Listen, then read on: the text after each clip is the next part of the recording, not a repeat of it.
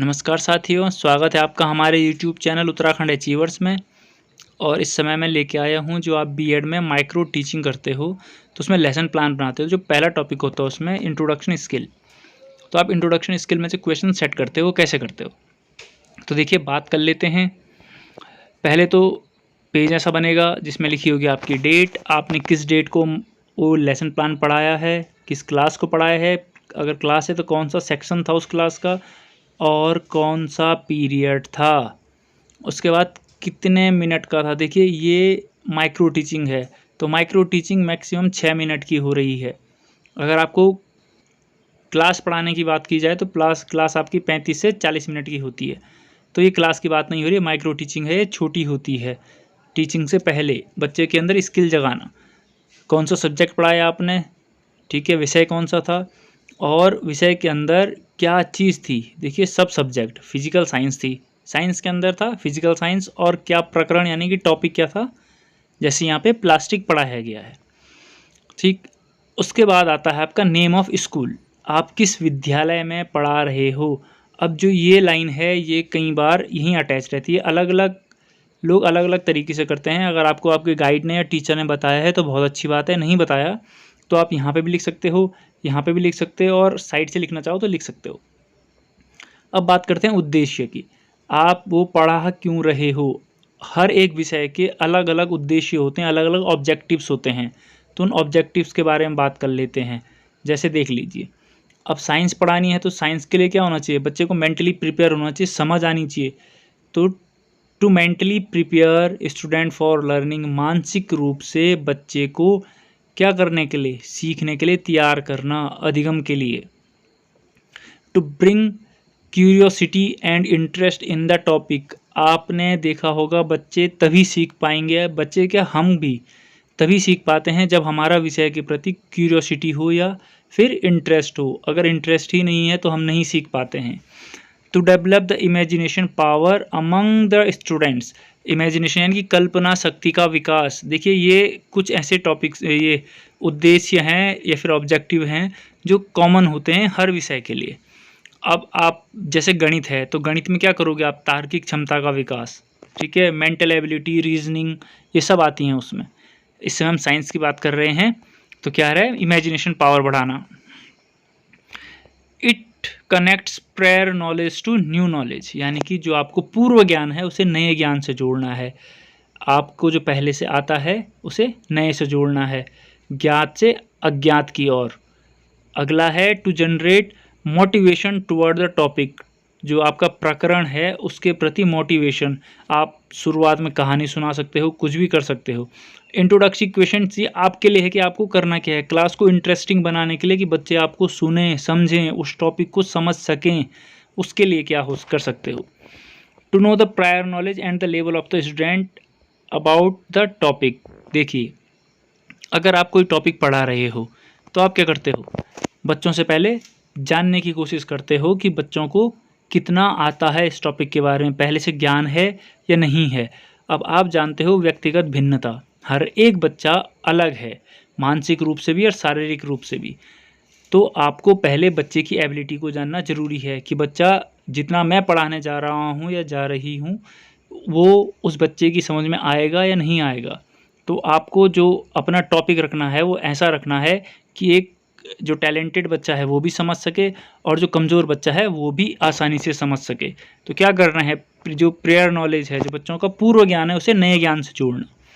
अगला है to properly serve the topic, जो आपका टॉपिक है उसे प्रॉपरली सर्व करना, यानी कि बच्चों को पढ़ाना। अब बात करते हैं प्रश्न की।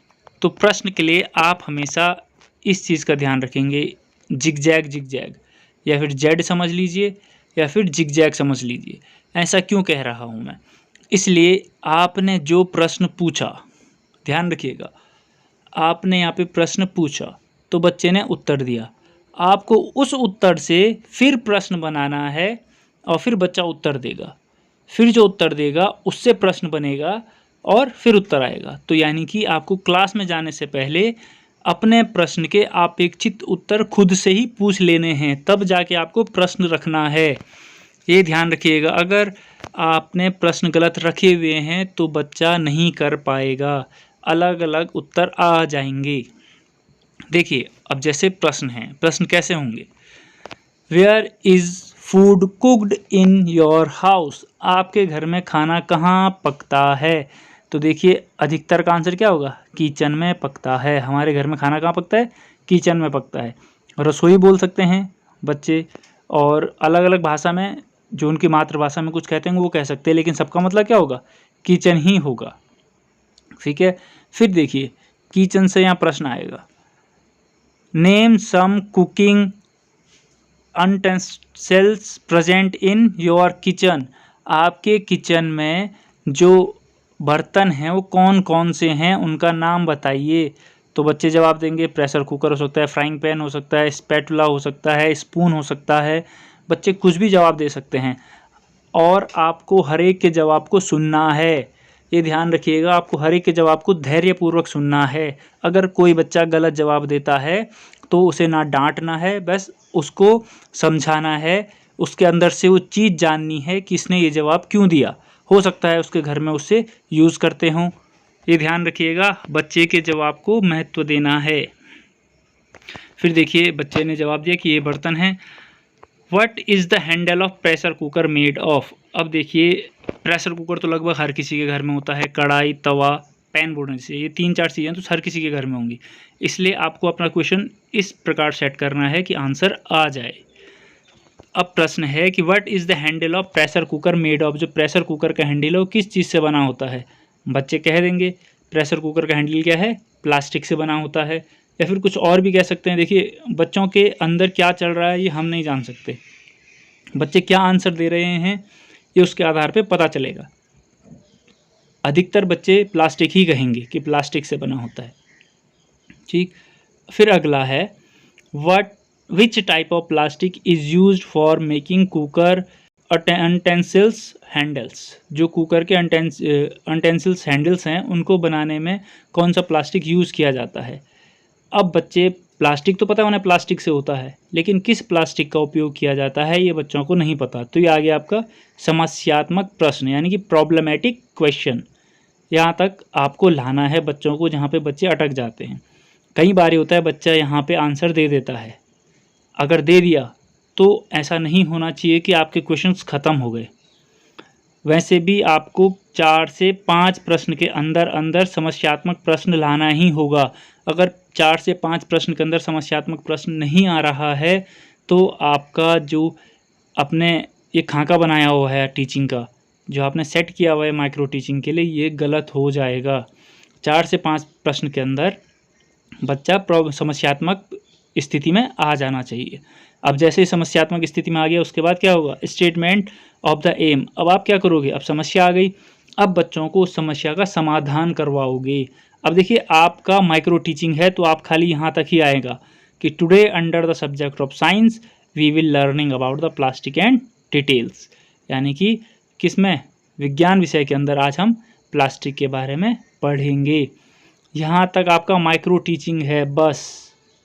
अब फाइनल टीचिंग में क्या होता है, आपको इस चीज़ को डिटेल में पढ़ाना भी होता है, इसीलिए वो 35 मिनट की क्लास दी गई है और हर एक टॉपिक के लिए समय निर्धारित किया रहता है कि आपने इंट्रोडक्टरी पार्ट इतने में कर दिया, उसके बाद पढ़ाना है तो 25 से 20 मिनट के बीच आपने पढ़ा दिया, फिर उसके बाद बच्चों का मूल्यांकन किया, फिर गृह कार्य दिया, ये सब आता है, आपको टाइम लिमिट में बांधना पड़ता है पहले। लेकिन ये माइक्रो टीचिंग का है इसलिए आपका यहाँ पे ख़त्म हो जाएगा।